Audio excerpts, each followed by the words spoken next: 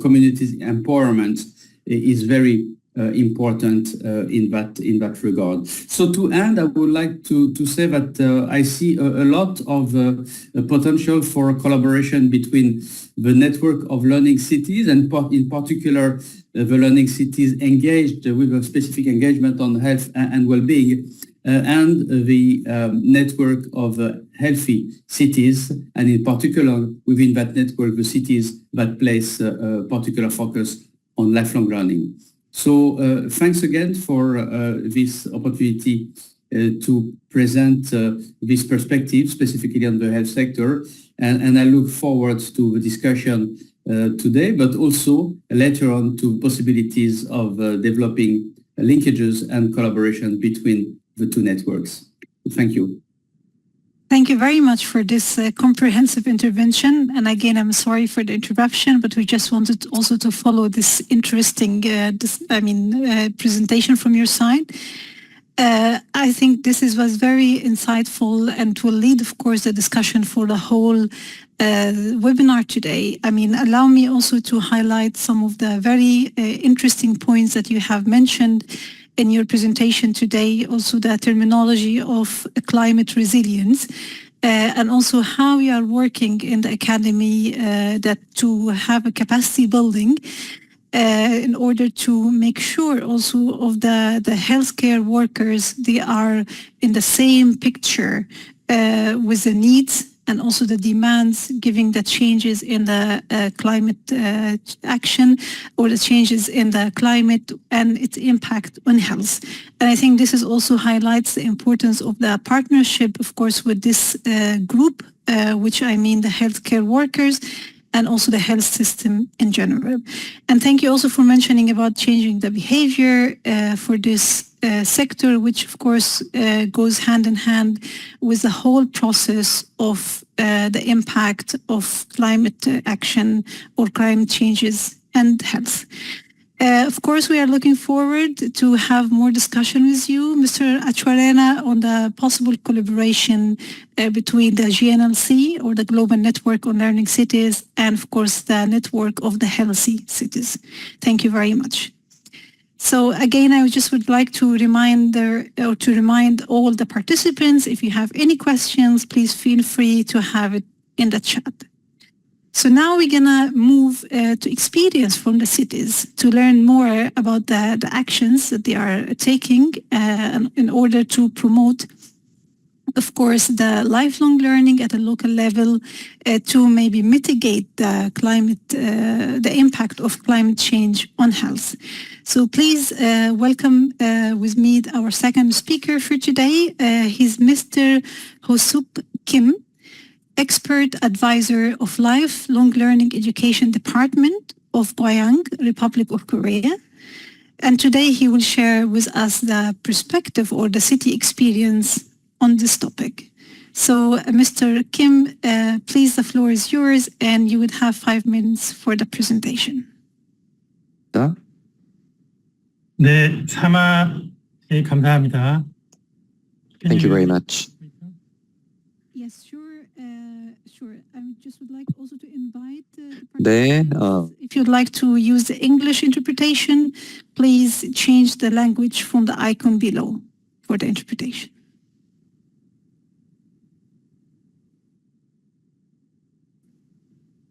네, 감사합니다. Okay, thank you very much for that introduction. Nice to meet you. My name is Ho-Sup Kim, Expert Advisor for Lifelong Education at Gwaeang City. So today, I am going to talk about the strategic perspective as a learning city based on the analysis and data of Gwaeang City.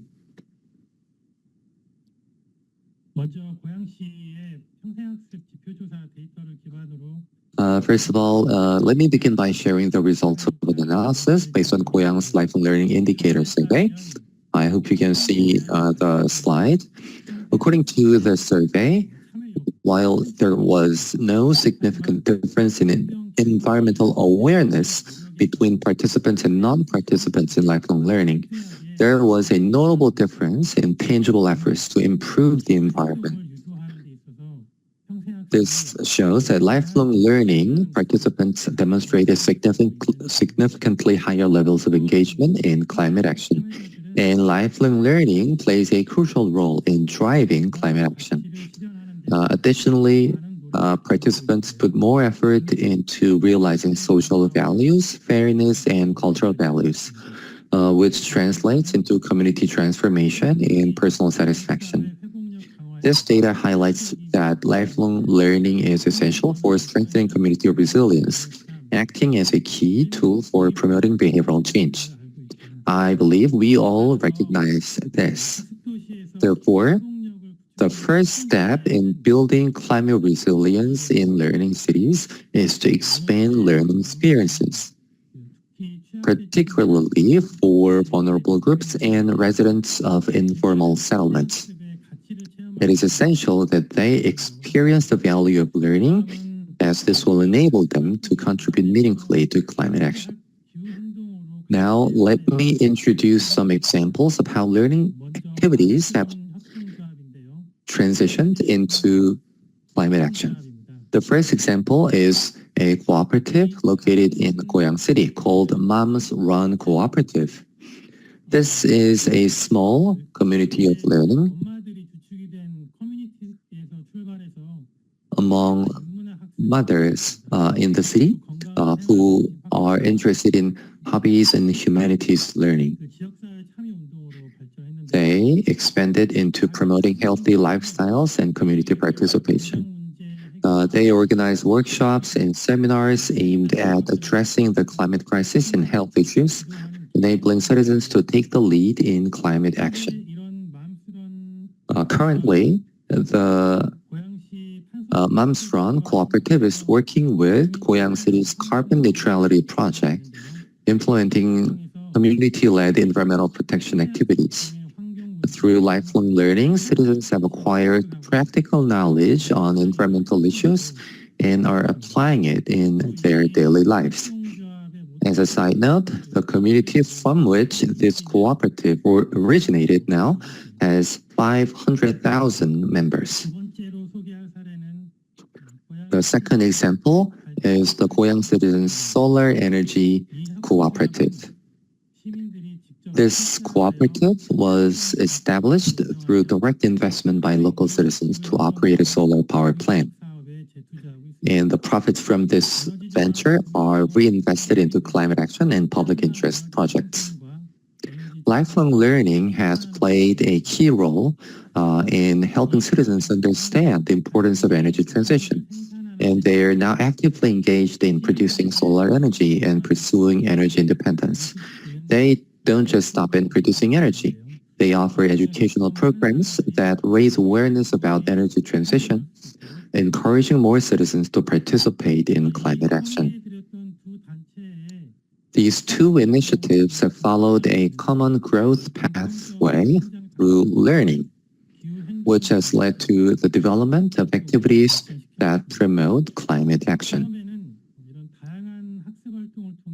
First, the various learning activities brought together people with shared interests. At this stage, learning served not only as a way to acquire knowledge, but also as a medium to connect individuals. Over time, these gatherings developed into spaces for sharing empathy and common concerns. Learners exchange experiences and knowledge, exploring solutions from diverse perspectives. Finally, as a shared sense of responsibility grew within the community and the demand for learning increased, these activities transitioned into self-directed learning and practical action. This shift is not only contributed to individual growth, but also to the enhancement of the community. Through this process, both initiatives have consistently grown, reinforcing climate action. They have laid the foundation for sustainable, citizen-centered urban development. As we can see, citizens engaged in lifelong learning play a pivotal role not just in acquiring knowledge, but in fostering community growth and social solidarity. Learning cities must support these learning activities and create an environment where citizens are empowered to solve problems autonomously. Education is not about simply imparting knowledge, it's about motivating people to take action. Thank you very much for your attention, and I hope we can have more in-depth discussion. Thank you. Thank you very much, Mr. Kim, for this very interesting, of course, presentation that reflects on the efforts that has been made in the city in order to use lifelong learning as a tool for empowerment for all the citizens, of course, in the face of the climate action as well as health. This was very inspiring presentation, giving also the lead for the learners through equipping them with skills and using lifelong learning, and make them part of the decision and also action making. And of course, we saw that through lifelong learning, there is a chance for social networking, but also most importantly, skills development throughout life. So thank you very much for this very inspiring presentation. Now, again, I would like to invite all the participants. If you have any questions directly for our speakers, please feel free to also post your questions in the Q&A box, which you will find it in the screen down. Now, I would like to also give the floor to our third speaker for today, Mr. Amira El Iremi. Mr. Amira, she's representative of the Learning City of Sur, Oman, who will be also sharing today with us the experience of the city, not only as a learning city, but also as a healthy city, to promote lifelong learning, to face the climate changes and also its impact on the health. This presentation will be delivered in Arabic. Therefore, I would like to invite all the participants to again go for the interpretation button and to choose the language that you would like to hear the intervention in. So, Ms. El Iremi, the floor is yours. تفضل لو سمحتي.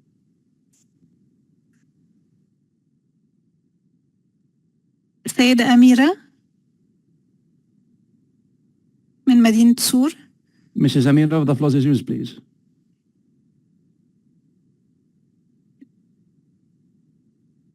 Hello? Mrs. Amira, the floor is yours, please. Go ahead. اتفضلي حضرتك. Hello? Can you hear us?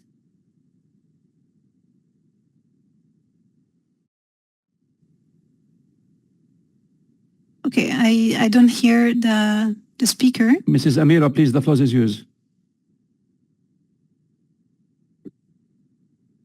We can only see the presentation. فقط نستطيع أن نرى العرض، لا نستطيع أن نرى المتحدثة. Okay. It seems that the presentation is there, but the speaker is not. Please unmute yourself if muted.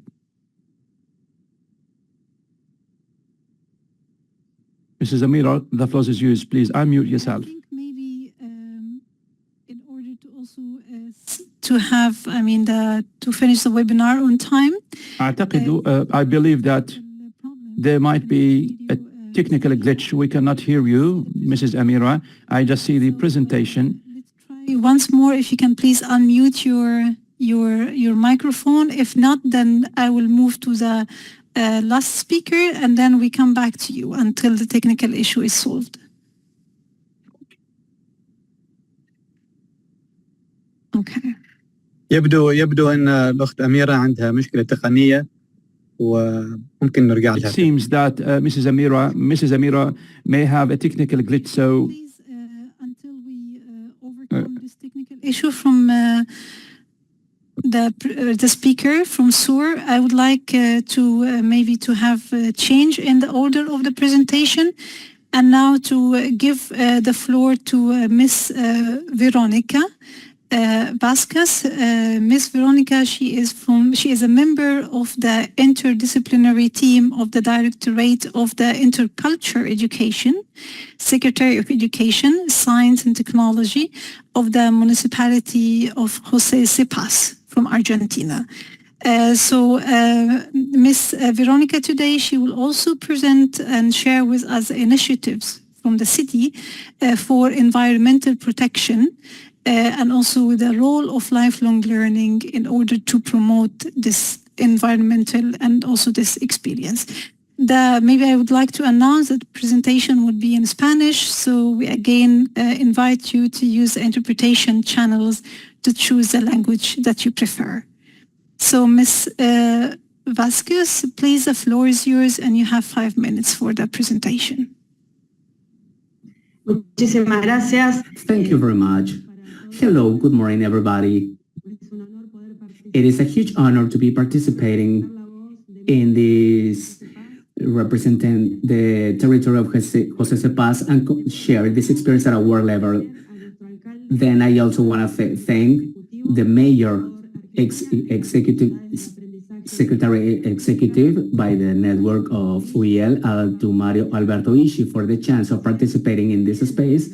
And likewise, I want to thank to the authorities of GNLC acronym and the representative of the cities that are presenting here in order to provide context and to mention briefly, José Sepas is a young municipality of the Buenos Aires province surrounding area that in 1994 starts its municipality autonomy by the division of the municipality. This trajectory of almost 30 years has been our way of construction by the management and the investment in public works and sustained investment. The experience that we want to share today as a good practice has to do with the capacity of our municipality in order to give a value all the accumulated learning all those years where education and learning have been essential in order to give a city with projection to the future. In this concern, climate change is also considered to our territory a city with almost 51,000 square kilometers and over 300,000 inhabitants. The decision of intervention has to do with the agenda of this complex social issue by the own social actors. Please, the next slide. The experience that we can prove, for example, we can observe, for example, on this slide by the evaluations that we have of our public policies and with the José Sepas Clean project. This project starts in 2020 about the dumps and the solid waste in cities in order to generate the healthy habits of environment in the community and to get rid of the proliferation of small dumps of trash that are affecting the public health, as it has been mentioned before, the climatic change that impacts totally in the public health as well as in education. Therefore, these projects, what attempts to do is to cover actions of cleaning of public spaces with campaigns of awareness to retrieve public spaces by setting community gardens and of environmental education. In 2023, we strengthened the strategies by the call of a group of neighbors of one of our neighborhoods, of our districts, the neighborhood of San Atilio, organized in the ecologic movement of environmental strategy. They made it visible along some other actors the need of this Pinazo stream in order to give the ecological restoration of this Riviera area. The importance of this Arroyo Pinazo or Pinazo stream, that it's a body of water that goes through the different municipalities of our province, that is Moreno, José Sepas, Marinas Argentinas, Pilar and Escobar. Since several years ago, the closest populations are affected by pollution issues because the stream works as a way to waste trash by industries as well as urban waste that travel all around the water and thus creating a public dump. As it was mentioned before, this results into diseases that have to do, for example, respiratory disease, cholera, hepatitis, diarrhea, among other health issues, for example, floodings that also affect our surrounding communities and those communities that are surrounding the stream. Those issues are very negative in the concern that it was a place for providing water to the surrounding areas, according to the National Institute of San Martin. On its way in the battle for San Lorenzo, a fact that marked our independence history, he went through this Pinazo stream on January 1813. This value provided into the different actions according to the own activity of the community and thus adding up public universities, for example, the Universidad of Vulcan, Universidad Sarmiento, and the Historical Museum of José C. Paz, and scouts groups, social organizations, and different movements with different political flags and their own municipality state, all of them under the same criteria, that is to keep and protect the Pinazo River because of historical cultural relevance, not only for its cultural heritage, but also because of its relevance to all our country of Argentina. In this concern, to outstand that all the actors involved articulate actions to intervene in this ecological restoration and in the environmental education as well, including different activities, for example, joint cleaning activities, municipality charts, ecological patrols, getting rid of small dumps, awareness campaigns, and different neighborhoods activities that all together we are sharing in order to provide a common sense. So in December 2023, all those actions were discussed by the legislation makers, by the council. So we have the 1,749 regulation in an unanimous way, and by the executive power, Mr. Alberto Ishi signs the municipality decree 2,356. So with this regulation, we want somehow make it visible that this experience is joining a lot of efforts and a lot of circumstances, but the core issue here is the responsibility to generate actions that provide concrete actions to mitigate the climatic impact, and the responsibility not only by the state and the municipality in this case, but also by the community in all its together, in order to own not the need to act not only for the climatic change, but also to act and respond in environmental education, to have this responsibility to have the work in network and the articulations between the different stakeholders. This is an important strategy to start an environmental pathway by the all institutions. Thus, from José C. Paz, we want to convey to everybody that it is necessary this co-responsibility, and also to make it accountable that in José C. Paz in Argentina sets a background as the first municipality of the surrounding Buenos Aires area of social actors that is protecting a urban stream in all its territory, and thus setting the background of a growing political law in the environmental concerns. So this is a huge achievement for our territory and for our own José C. Paz identity that is holding the flag of learning city, because we are also learning as we are providing action and intervening all together. So from here, we really want to thank and give a huge thanks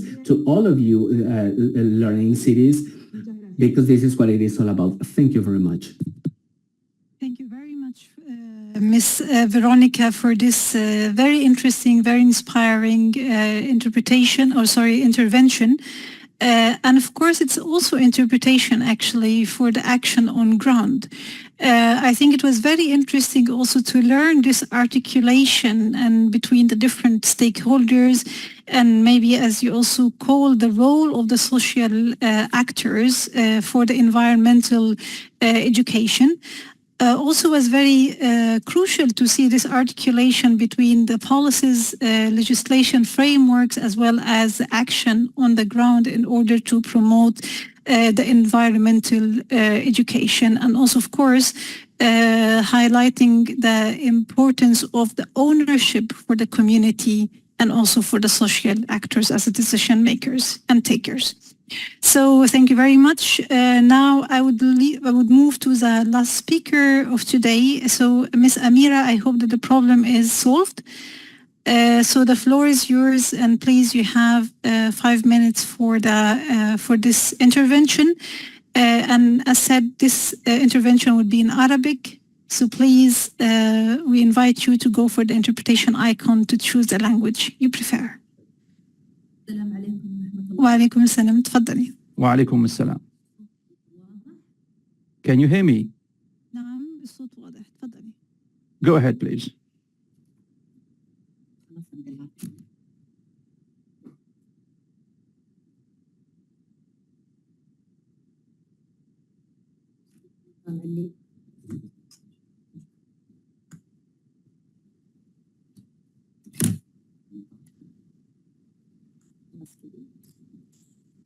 العرض واضح؟ نعم، لو استسمح حضرتك بس لو تحطيه full mode. Can you see the presentation? Yeah, can you flip it into full mode, please? Okay. Is that correct? نعم، تفضلي. Go ahead, please. You have 5 minutes, please. Go ahead. السلام عليكم ورحمة الله وبركاته. Peace be upon you. Good afternoon, good morning. My name is Amira. We are among the first learning cities that have adopted the health approach from Sultan of Oman. And of course, we used different applications in Oman. I'll be looking into our own vision and mission, and I'll be looking at different items of the agenda as well. A vision and mission through community participation and cooperation between sectors. The city of Tyre seeks to achieve the highest level of health and social development, and for its residents to live in a healthy environment, community, partnership for sustainable health, well-being. This is our own mission. This is the location of Sur, or Tyre as known in Sultanate of Oman, including coastal areas and regions stretching all the way along the Oman Gulf. Sur city is on the northern part of the sea. The population is about 92,000 residents. We have 3 committees, and we have health committee, and we have social committee, and we have educational committee as well, and the media committee. After Sur has identified and achieved different criterion, and we have like 9 levels. We have gained recognition in 2019, 2023, of course, we have been recognized. The city has different natural disasters given its own geographical location, and these are some natural disasters relating to climate, such as tsunami, heavy rain and flooding, chemicals and nuclear accidents, epidemic, major fires, oil spills, and others. As for the medical response and public health sector, this is the organogram, this organizational structure where we provide different health services and medical response across different sectors that work and operate 24 hours, 7 days per week, such as, for example, blockade of roads, scarcity of electricity, and others. Sur City health initiatives by Darat climate disasters been divided into 3: human resources and infrastructure, biological pandemic, and number 3, the climatic conditions, had depression, for instance. As for the human resources and infrastructure, human resources training volunteers for crises and emergencies, training institutions on evacuation, life initiative, first aid, cardiopulmonary resuscitation, basics of using an AED.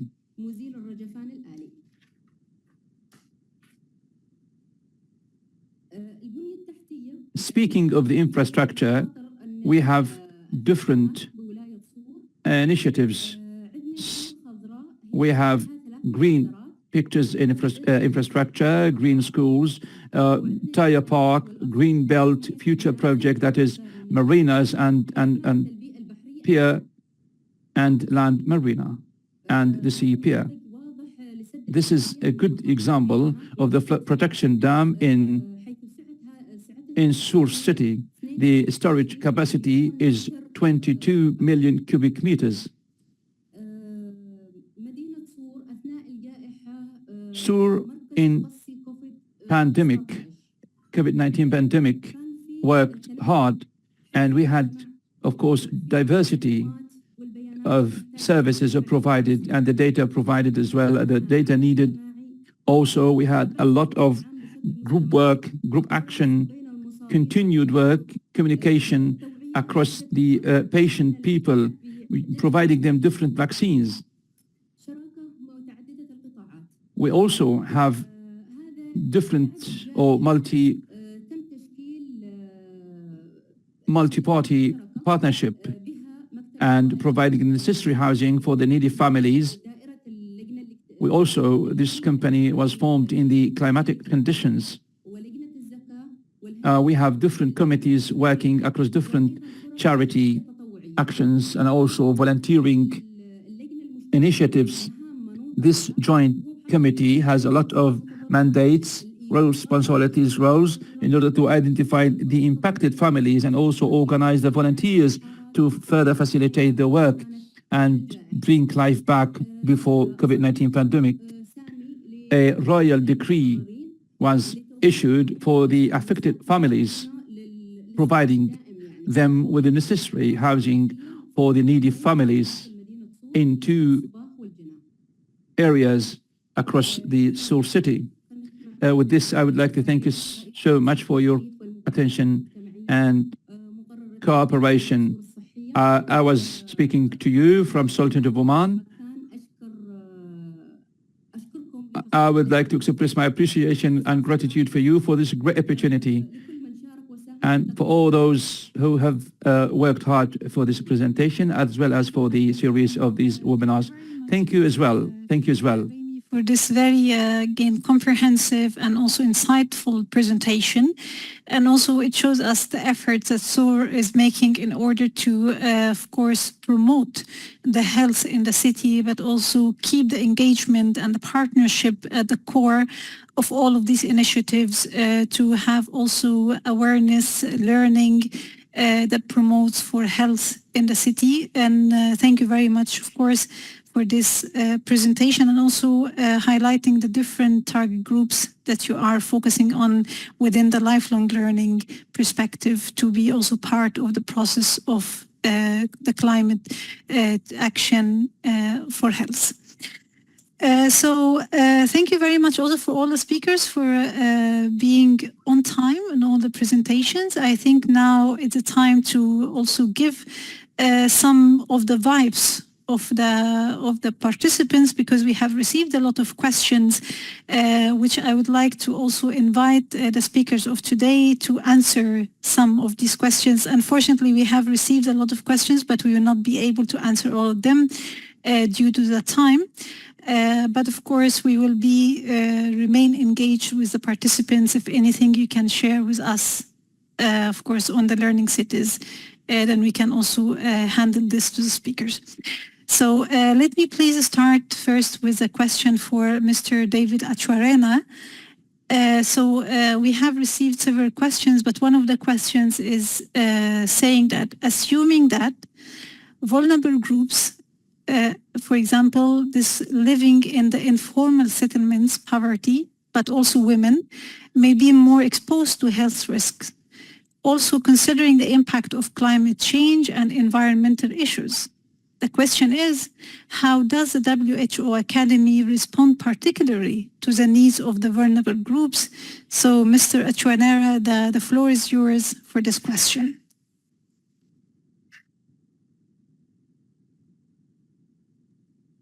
Thank you indeed.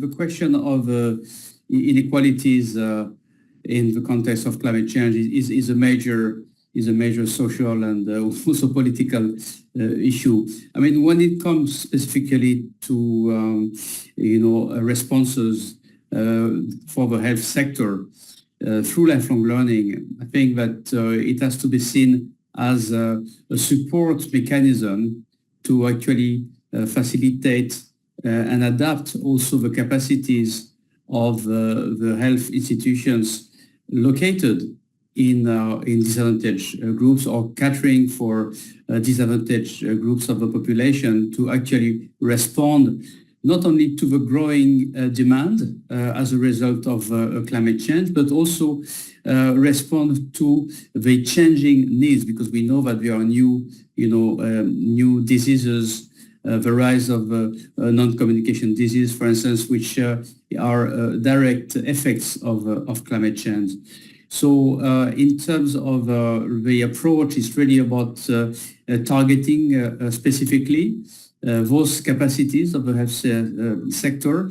And in fact, in many countries, cities have a direct responsibility for the management and the operation, and also for the employment and staff development of the health care employed, for instance, in community health centers or primary care facilities. So I think this is where we can see a direct role of municipal governments together with the Ministry of Health, but to actually design specific interventions that can actually respond in a proactive manner to the transformation of the needs of the concerned populations, as a result of climate change. Thank you very much for this insightful answer.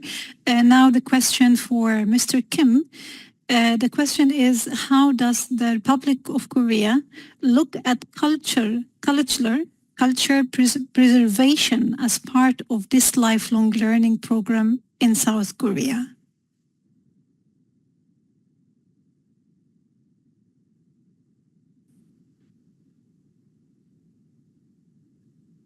네, 한국에서는 All right. Thank you for the question. Now, cultural preservation is an important part of lifelong learning in Korea because learning is a part of reconfirming your identity. We offer various programs combining traditional and modern content, therefore preserving culture. So Korean public learned traditional craft work, history, and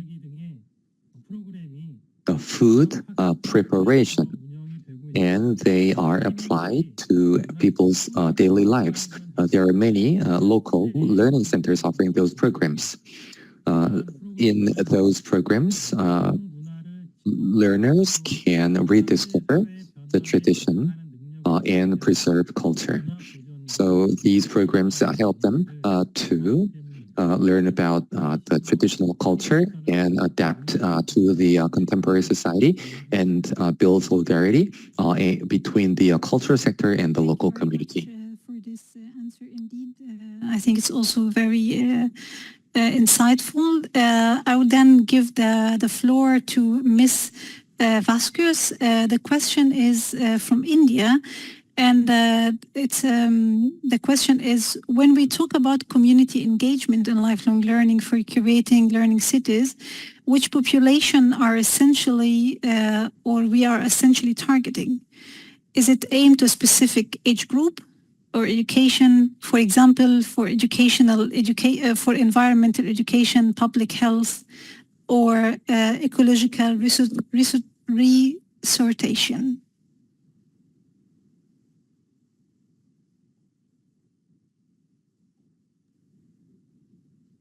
Sí, muchas gracias por la pregunta. Yes, thank you very much for your question.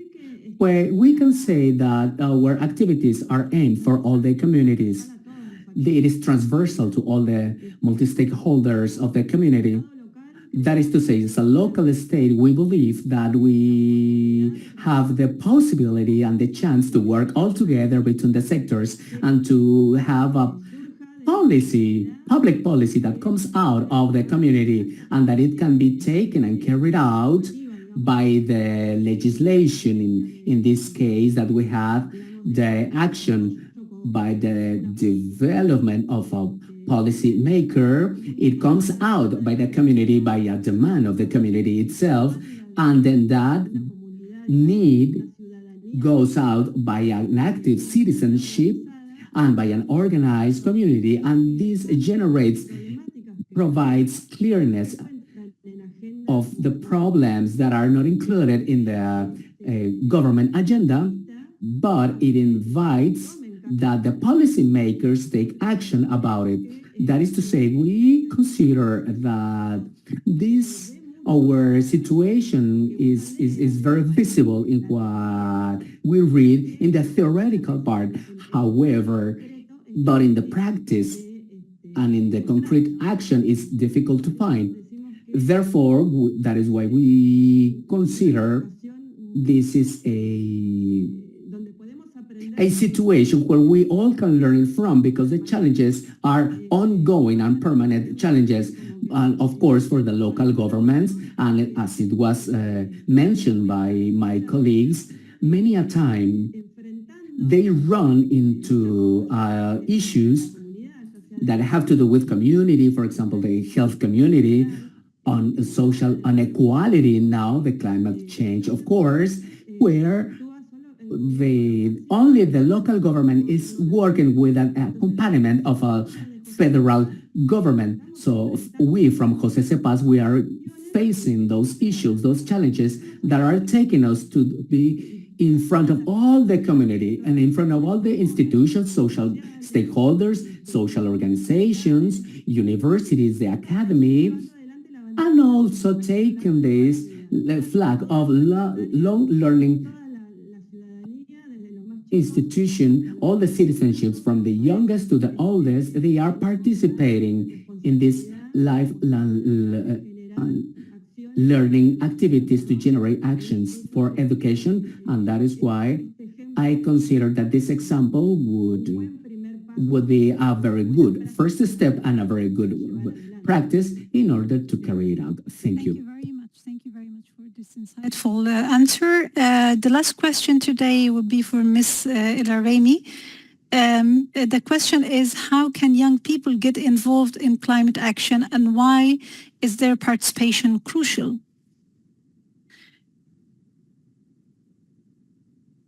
I'm not sure, Ms. Amira, if you're still with us. Okay. So, نعم موجودة. تفضلي. ما سمعت السؤال. So the question is, how can young people get involved in climate action, and why is their participation crucial?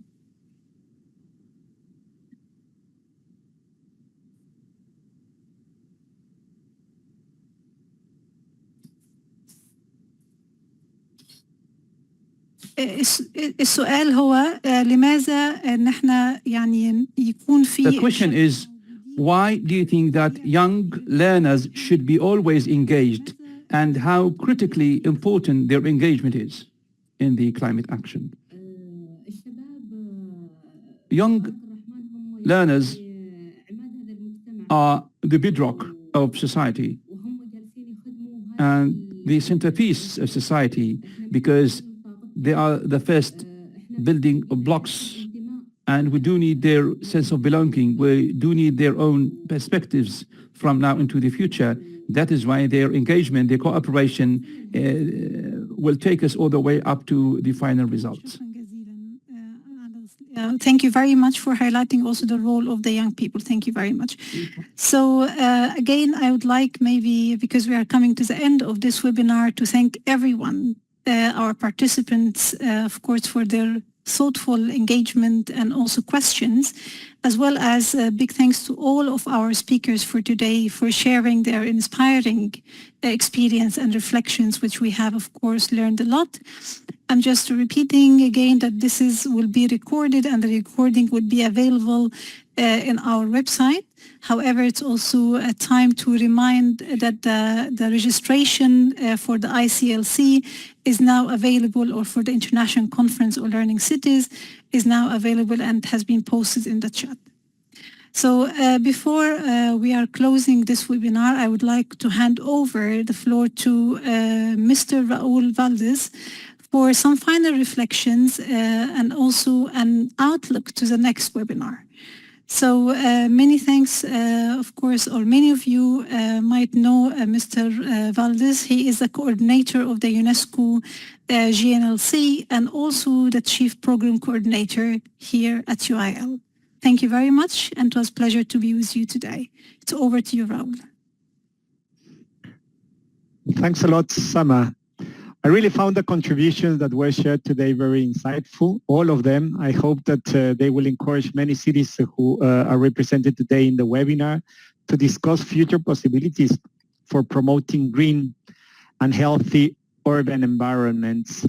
For those cities that already have such experiences, I hope that they have been able to gain some fresh ideas on how to continue and strengthening their work. I would like to thank all speakers and participants for joining us today at the UL team for their invaluable support in organizing and facilitating the session. I think it's very important, this articulation that we can have as UNESCO with WHO. It looks like crucial. I'm looking forward then to our remaining upcoming webinars also. You can see the full calendar and more information about each event on our website. We would also like to remind you that the GNLC member cities can express their interest in presenting in one of the next webinars via the online survey shared by our team in the chat. Our next webinar will take place in a month on Wednesday, 16th of October, at the same time as today. We will explore the topic of countering climate disinformation, strengthening global citizenship education, and media literacy. I think it's going to be quite exciting also. We wish you a very nice day or evening ahead. Thank you very much to all of you.